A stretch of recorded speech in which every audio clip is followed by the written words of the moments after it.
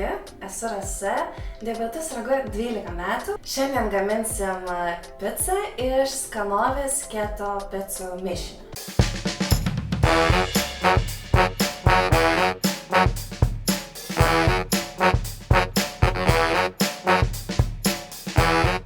Tai pirmiausiai supilam mišinį į dubenį. Ir dabar gerai išmaišom.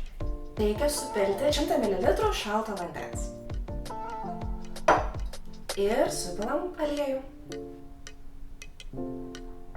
Viską gerai išmaišom.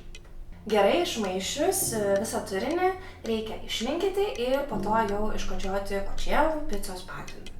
Iškočiojus ir paruošus picos pagrindą, gardinsim jį šiais ingredientais, nes aš juos labai mėgstu. Tai yra saliamis, pievagrybiai, pomidorai, svogūnės, sūris, bei naudosime Skanovės pomidorų padažą. Taigi pirmiausia, dedame pomidorų padažą.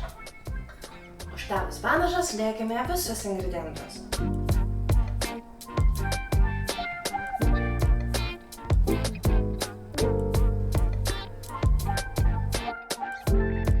Paruošus picą, įkaitinam orkaitę iki 160 laipsnių ir pašauname kepti 15-20 minučių. Mūsų pica jau iškepė, paragaukim, kas gavosi, skanaus.